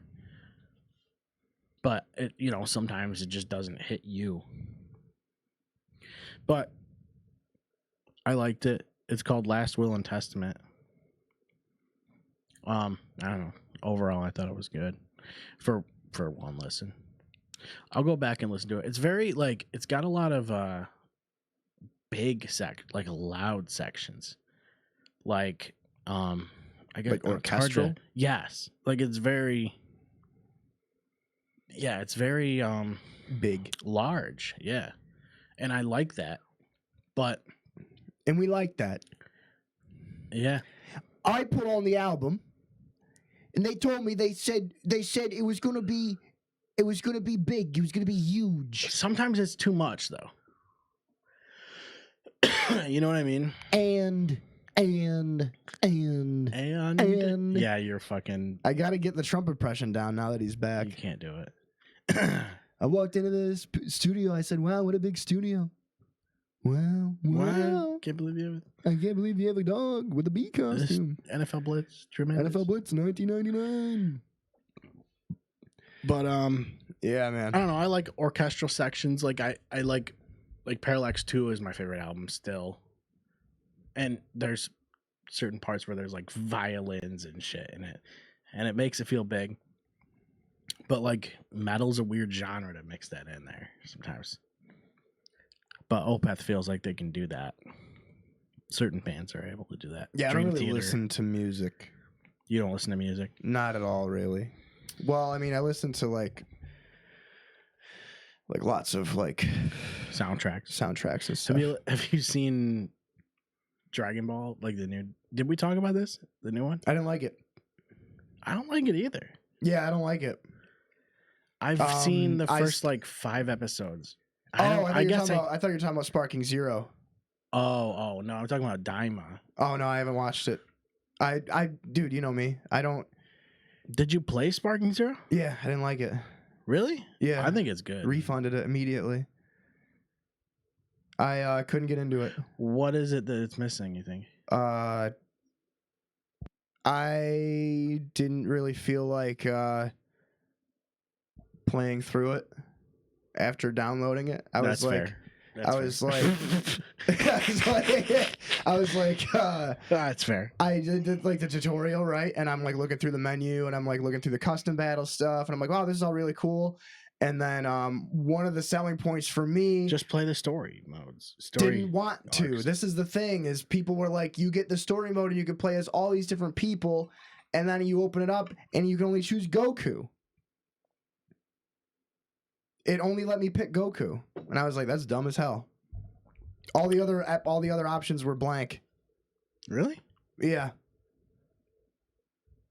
I thought they were all unlocked from the start. No. And I'm like, I don't want to do that, though. Wow, just play the Goku one. I've already done it. Yeah, but it's not long. So play the Goku one. Then you. But it's also a game I have to learn how to play, and I don't want to. I don't feel like getting good at games it's not anymore. That hard. If Everybody you play said it's hard. If you play the CPU, it's not hard. Everybody said it's hard. It is. If you play online, it's gonna be a bitch. But don't play online. It's a fighting game. I just can't stop playing Balatro or Skyrim or Fallout 4. I've actually been playing a lot of Fallout 4 lately. I've put in like I just play Madden. Huh? I'm just only at the point where I play Madden and Balatro, like phone games, because I don't have time to do anything. Like today, I fucking worked. I got off at 3 a.m. It's like fucking what, like 9:30 now. I got up at 3 a.m. Worked 12 hours, came here, immediately had to scarf down 4 slices of pizza and then do 2 podcasts. Yeah, and then I was here in between the 4 slices. Yeah. So like I don't have like I just don't have time to do this stuff. And then when I sit down at my Xbox or like play a game of Madden, and then I'm like, what do I want to play next? And then there's like nothing. I downloaded Call of Duty Black Ops 6 again, just because I wanted to like, I'm that desperate to find something else to play. Yeah, you never play. You don't like Call of Duty. You're on record. Yeah, I'm that desperate to find something else to play. And I played the beta, and I didn't mind the beta. I love Black Ops 6. I'm having a blast with it. I just hit Prestige 1. I'll try it, but you got to get good at quick scoping, bro. I don't know. We'll see. We'll see what happens there. But I play a lot of Madden. I just play a lot of Madden because I like it. I can play an hour, sit down, play one game. It's an hour, 15-minute quarters, 20-second clock run off. That's what I do with 2K. Well, not the exact settings, but 2K is a perfect game for that for me. Yeah. And then once in a while I play the show or whatever. But it's hard for me to find something that I can invest time in. And I'm really just waiting for the next big release. What is that for you, do you think? I'm excited for Avowed, despite what the fucking stupid drama that the guy has been turning up. We'll see if I'm still excited for it by the time this episode comes out, but like I'm still excited for the game. Pillars of Eternity is one of my favorite games of all time. So To me, I don't know where I. are you a waiting Monster Hunter guy? There's a new Monster Hunter coming out. Not really. Assassin's Creed Shadows comes out in February. Maybe that. Maybe I'll check it out. But Gears. When the next Gears comes out. That's September, I think, right? I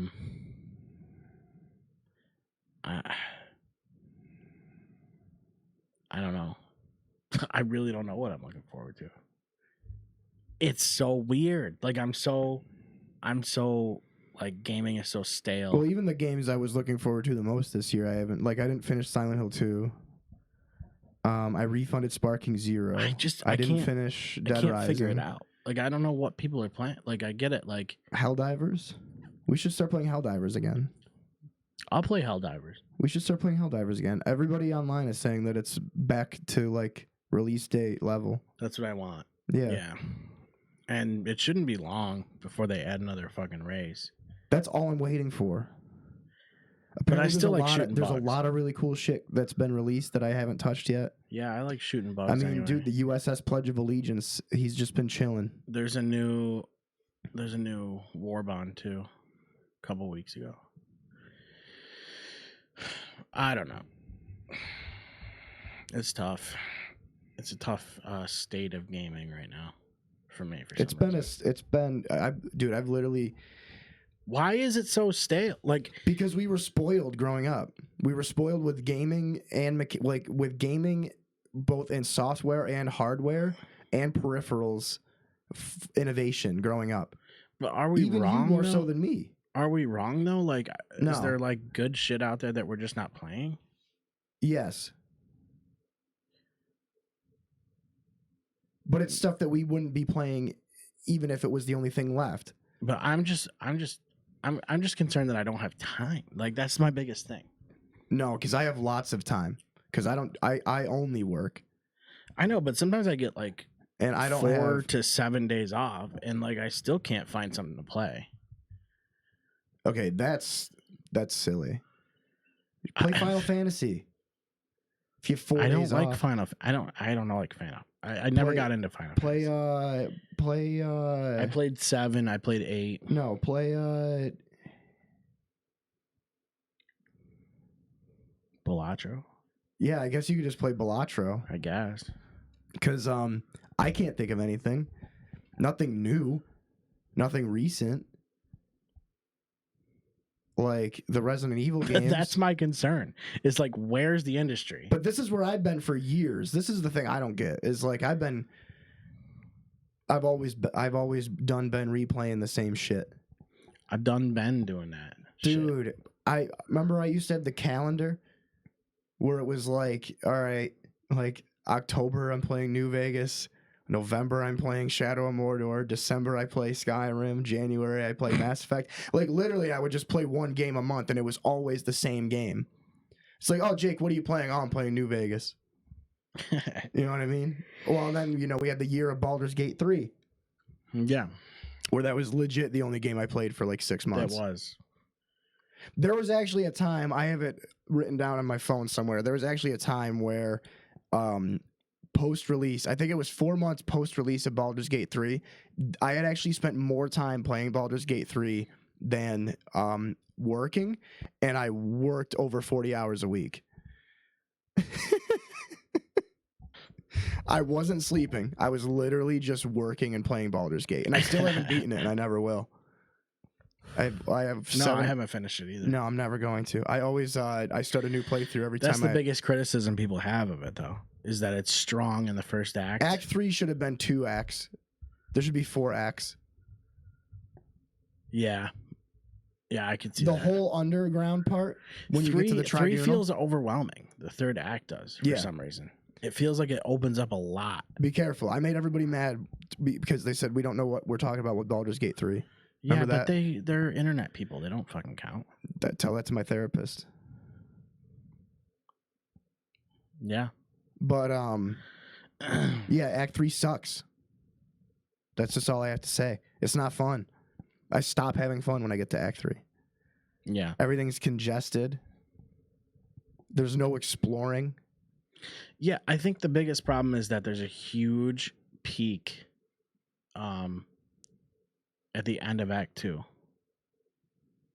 The whole final Like there's a third. real big build up, and then there's like The whole final third of Act 2 is perfect. Yeah. From when you do the Gauntlet of Shar up to the Battle of Moonrise, up to Ketheric, up to the colony, whatever. So from the Gauntlet of Shar on, I love the Gauntlet of Shar. I have a blast every time. I know it's tedious as shit, but I love doing it. I like to do that to test my build out against itself. Yeah, I don't know. I thought it was kind of annoying, but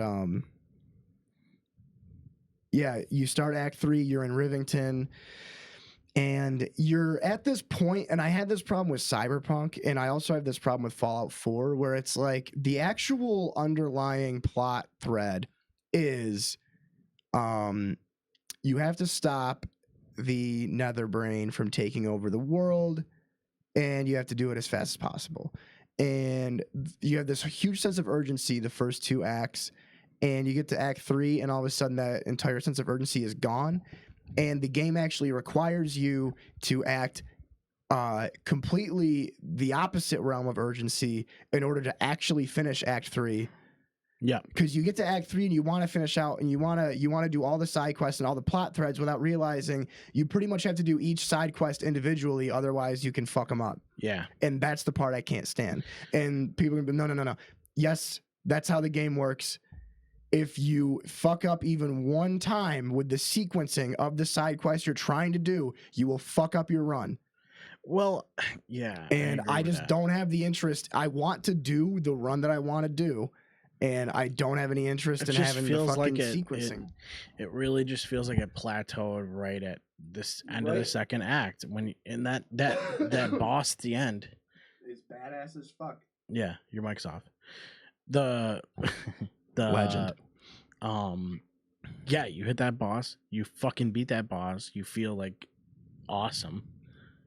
And then all of a sudden it feels like you're back to square one in a weird way. This is the other part that confuses the shit out of me. You leave the Shadow Curse lands, right? You're leaving. When you're taking the trail out of the Shadow Curse lands, they even mention that an army has already passed through there. Mm-hmm. But you just make it to Baldur's Gate like unscathed. Yep. Nothing Makes no happens in sense. between there. Makes no sense.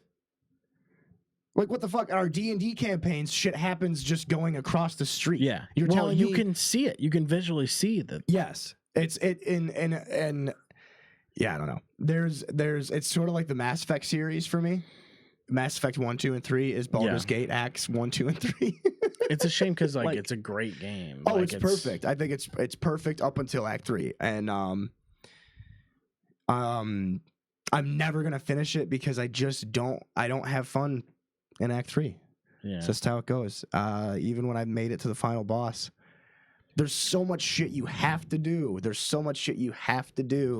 you have to do it right, and you have to do it in the right order, and it's just people go, just finish the game. No, thank you. No, thank you. I want to beat it with the fucking run that I want, and I haven't been able to do that. You know? Although I do want to do a full genocide run. I started watching Alien Romulus. Started? Yeah, I watched like 40 minutes or so, and then I like fell asleep last night at like 7 p.m. because I was exhausted. That'll happen. Dude, some of that shit is sick though.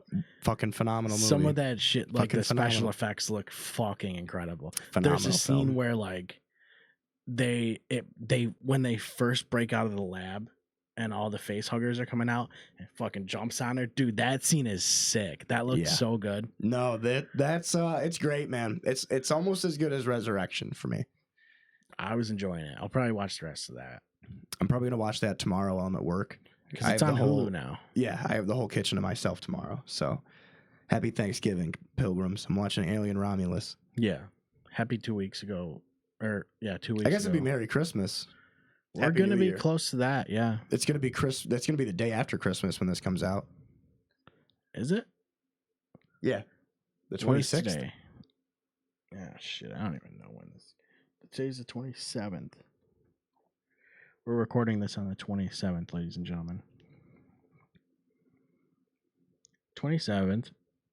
Let's see. Today, well, we got an episode coming out on the 29th, and we got one coming out on the 13th. This will be the 13th. Oh. So 27th will be 26th will be the next time we record. Day after Christmas. So we'll have some stuff to talk about. Oh, cool. We'll have a nice holiday. We'll have holiday cheer. We'll have like our post-holiday.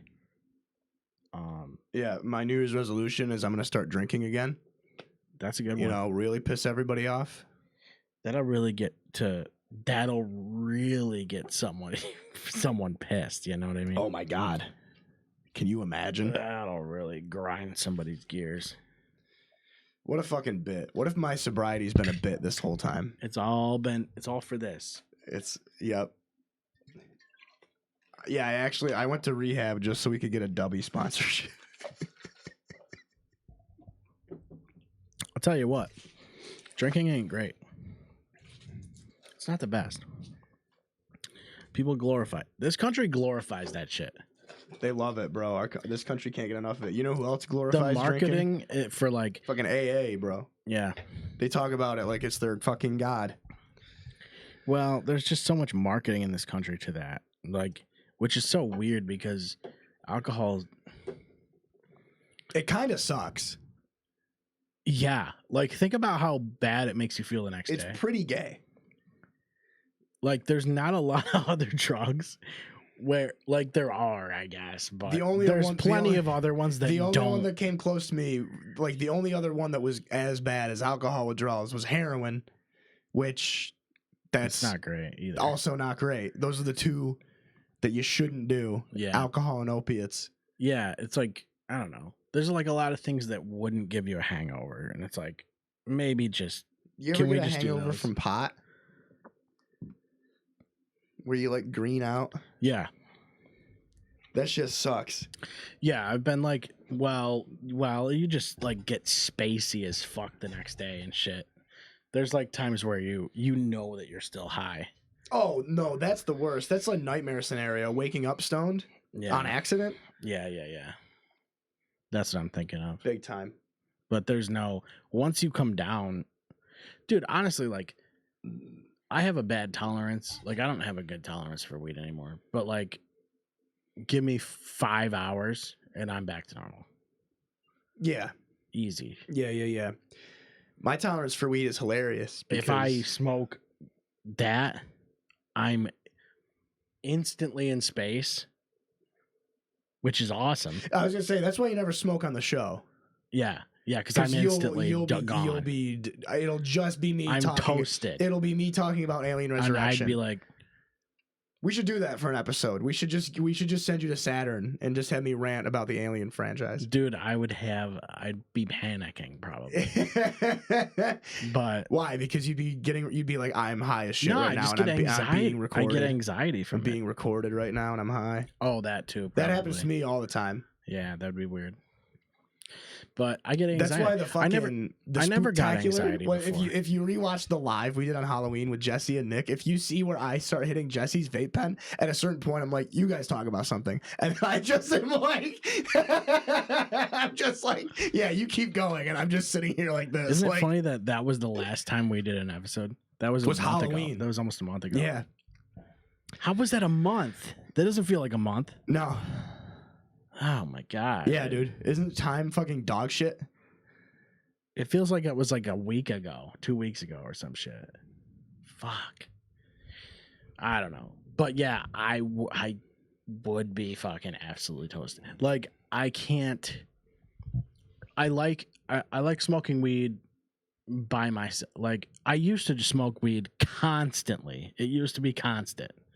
And I would stay up all night and smoke weed, and it would just be a waste of weed because I'm just burning it at this point, and it's not getting me any higher. That's so, the like, worst. Yeah, it was bad. So then I stopped, and I started getting paranoid. And I think it's because my dad used to he had the fucking nose for it, dude. He could be dead asleep, and I could be outside On the 3 front blocks porch. away. 3 blocks away, and he Yeah. goes, and the green fucking smoke trail, right, goes up his nose, and his nostril gets all big and shit, and then he gets up and he goes, And he just follows it. Yeah. And that, I think, is where my paranoia came from. But that was when I was living with my parents. And then when I moved out, that was when I started smoking every single night. And then I was just wasting money. It was fucking stupid. But then I still had the paranoia.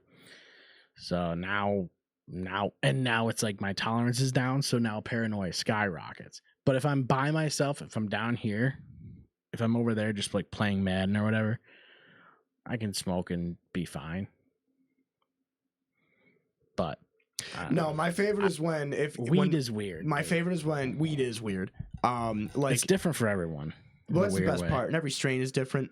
Yeah. It's exciting. It's a gamble. Yeah. My favorite is when you're on Discord with us. Yeah. And you're high and drunk, and then you get excited about something. Oh, dude, I'll go off. That is the best. That's the best. It'll be you'll like, start expressing emotions that we didn't know you had. Yeah. And it'll be 40 minutes of it too. It's the best. It's my favorite. Yeah. It's probably 40 minutes. It's how everybody else probably feels like when I show up and I'm not on my meds and I'm just on one. Yeah. And they're like, what is he going on about? And you're like, he's talking about Jason X again. Yeah. Like you watched Jason X last night. He won't shut up about it. Drunk and high is 40 minutes of me going off. And then just high is me not saying anything. Like that happens a lot too, where I'm just not saying anything for a long time and you guys are just talking. Yeah. And I'm just there for the ride, you know? Yeah. And I like that too. Then I play Madden and you guys are fucking all in some other game or whatever. Or I'm in Halo or whatever. And nobody wants to play Halo, so. No. Nobody ever wants to play Halo anymore. I want to play Halo 2. Did you see that? Did you see my fucking video that I put out? No. Clear Shots plays the Halo 2 anniversary E3. Oh, the original demo. Fucking sick. I did see that. I was cool. like, dude, this is gonna be awesome. And fucking, it is like so true. I don't know if they ported it or how they got it, but it is dead on to what they fucking showed. It was so cool. Like everything about it. You go to the guy that gives you the dual wield SMGs. You automatically pick it up. Like, and it's not like one button is one gun, one button's the other gun. Like one trigger's. It's one is both, right? It's both. Like it's like time so splitters. Exact, like dead on what they had. It's so cool. I fucking loved that. That was sweet. That was so cool to see because like I had seen that trailer like a million times. But you're like, I'm never gonna be able to play that. It's just some demo that they're playing on the stage. It's so crazy that you can do that now. And it's like single shot battle rifle. It's not fucking burst rounds. And it's like it's short, but it's cool. Yeah, dude, I was excited for that. That's sweet. But I want to do Clear Shots plays a little more. I want to do like a. No, I still want to plan out the Halo campaign run that we're gonna do. Yeah, we should definitely do that. Because that is happening. It's just a matter of trying to get a bunch of guys in their late 20s and early 30s to coordinate hours of their time. Yeah. Because ideally, the reason we haven't started it yet is because we haven't been able to get everybody on board for a time. When we realize what actually is probably going to happen is it's just going to be me and you anyway. Well, it's like, do you want to live stream it or do you want to just record it? I think it'd be easier to just record it. Because if we record it, we can just do it all. We should just do it on this TV here. We could, yeah. Instead of doing it separately. Yeah, because need a comfier chair though. Yeah, these chairs aren't great for sitting. I mean, we've done a minute. We've done an hour and 44 minutes for this one. And then we did another hour plus of politics. Yeah, right? yeah. Of a bunch of opinions. Good ones. Good opinions. Correct opinions. Correct. You know? Yeah. I don't know. This is the way of the world, ladies and gentlemen. We're just a vessel. You know what I mean? Yep. We are just a vessel. We're just trying to tell you how the world works. Look, man, we're all just a bunch of forgotten infants in God's locked hot car. What was that? Did you say words? What was that? Yeah, dude. We're just a bunch of forgotten infants locked in God's hot car. Oh, I don't know. I lost after infants. You were like hot sauce. Hot sauce. Hot sauce is the best. Hot sauce is great. You know what's good? I'll tell you what. I got Wendy's breakfast the other day. Oh. Burrito. Yeah. And you get their hot sauce, whatever it is. Dude, that shit was prime. You get their potato wedges. Oh my God, what are they doing over there? Wendy's breakfast? That's crazy. And then you get it and you go, this is the one. Dude, the breakfast huge Baconator. burritos. The breakfast Baconator is what sold me. But yeah, well, you know what it is that fucking Burger King started doing the eggnormous burrito. So now Wendy's is like, we're gonna do that but better. We're one-upping that. Now, if only Wendy's could stop fucking up all their orders all the time, I would only be going to Wendy's, but they don't. Yeah, Wendy's has the maxed out potential, dude. They have so much potential. I said this when we ranked all the fast food restaurants, and I'll say it again. Wendy's is better than Chick-fil-A. They're incredible. They're also a little expensive on the expensive side. Good. But you're paying for quality. You're paying for freshness. You're paying for... Wendy's has always been the best. Yeah. It's just it's too inconsistent. McDonald's has that shit robotic. Burger King robotic. A good Dave's Double, dude. A good Dave's Double. Dude, my dog ate a whole Dave's Double like a year ago, dude. She said, I see that shit, dude. It was gone. Remember when I made the giant crunch wraps and brought them over and she ate like half of one? She took it right out of Anna's hand, dude. It was the only one. Like, I made one Crunchwrap Supreme for all of us. and she just took it. You can't, like, leave... You can't leave food idle. You can't do that. Dude, when your dog's head is the size of my thigh, you cannot have food in the house. No, but she understands. She will take it. She just will. Dude, she will engulf it. And she's way too cute that you can't punish her. You can't even be mad. Yeah. Dude, your neighbors probably thought I was insane when I showed up earlier today. Because I'm at work, right? And I'm at work and I'm looking at my phone. Like, I just come in to the break room. I come in from the to the pulpit and I'm fucking looking at my phone. I look at the cameras and he's walking around in my yard. Like, he's just strolling around. I was on the phone smoking a joint on your back deck. He's in my backyard. I'm like, what the fuck? I thought like I was picking you up after work or whatever. Yeah. I wanted you to see my shower. I wanted you to take a shower here. I wanted to take a shower here too, but I thought you were off today. It's a good shower. I sat on his back deck for like almost an hour. And like, it was hilarious because not only did Pax know that I was already on the way to the house before I got there, but I could hear her barking through my earbuds before I got on your property. She's loud, dude. She's very loud. And the best part was I just like opened the door and I went into the back deck and I just sat there and I rolled a joint, and Pax and Chorizo were barking at me through the sliding glass door. And then after like 5 minutes, Pax just was like really confused and was like, why isn't he coming inside? Chorizo did not stop barking. I was out there for like 45 minutes to an hour. After like 10 minutes, Pax just left. Chorizo literally stayed there and yelled at me the entire time. You know what's funny? Is after you asked me how you get in, and I said that you need a key, I then realized that I installed a spare key on the side of the house. And I bet I was already home. There's a spare key, but you need a combo for it.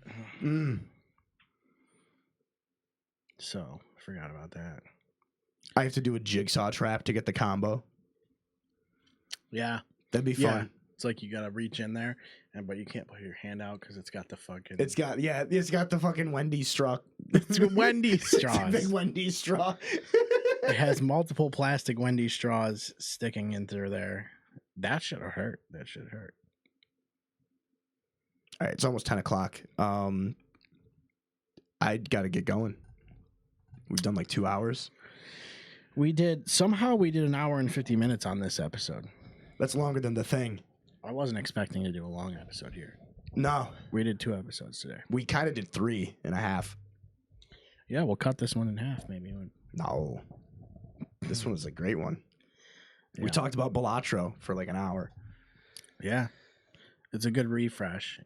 You know what I mean? Yeah, Because we probably talked people's ears off last week, they were fine. 2 weeks ago. They were fine. They were fine. Look, yeah, they were fine. You know what I mean? If they weren't, then, that's their own problem. That's the problem that we were talking about.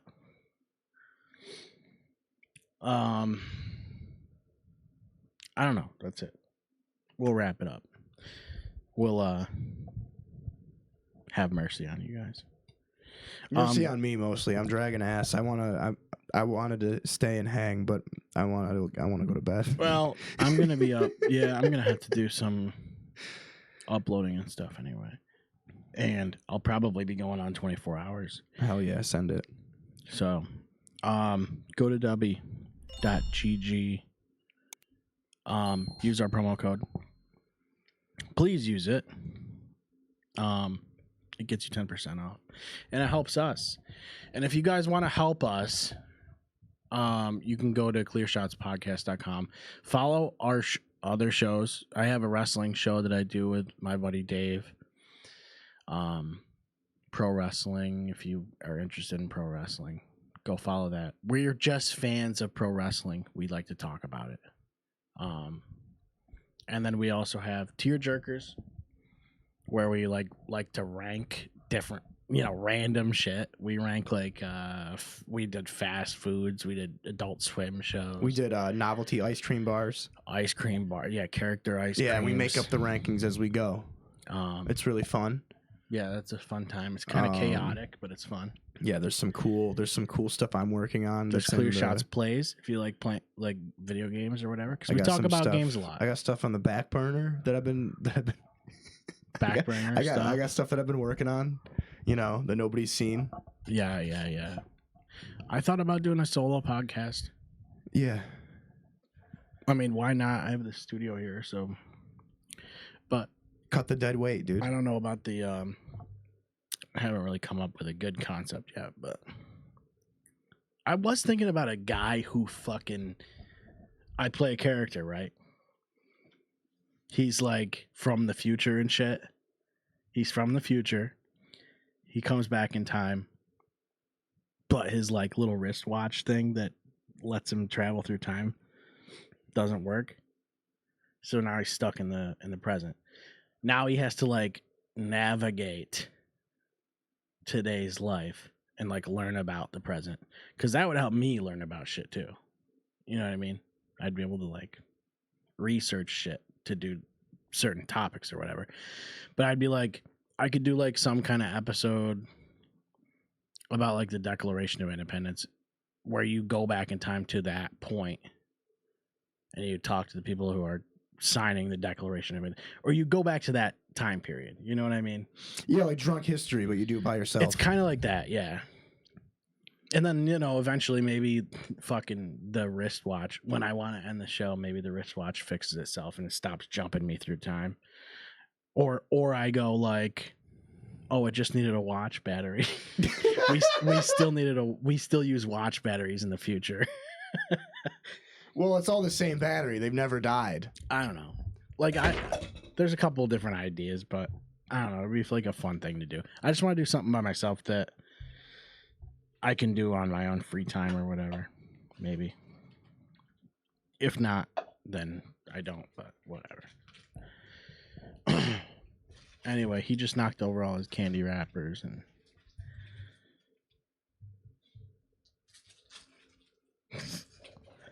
All right, guys. Yeah, w.gg. Go do that. Go to our website. You know what we got to bring back on the show is food or object. Yeah. And the Droidica sound. That too. So we got to start doing that again. That's it, I guess. I hope everybody had a good holiday, a good Thanksgiving. And this will be like right before Christmas, I believe. We said that, didn't we? Didn't we like literally pull that up on this show? Yeah, because I thought this was coming out after Christmas, but we actually come out before Christmas. Before. So yeah, have a Merry Christmas. Can you say that nowadays? Yeah. Well, Trump's back in office. Okay, Merry Christmas. Yep. Happy holidays. I'll say that too, I guess. But yeah, I don't know. Just have a good time.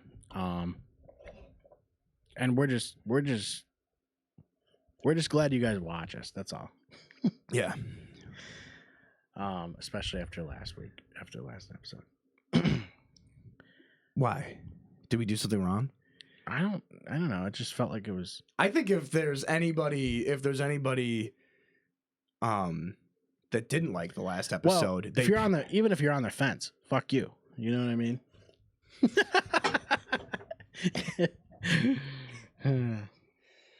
Yeah, no, man. I just think people need to think about things a little bit more logically. That's all. I just think That's it's the best thing I can say. I'm just a child at heart, and I love making people mad online. Yeah. And we do. It's my favorite. It's like legitimately my favorite thing to do. It's never gonna stop. It's been my favorite thing to do since MySpace became a thing.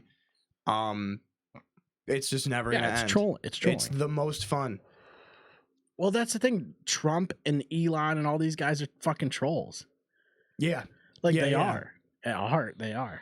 yeah, and like I have yet to find a reason to stop.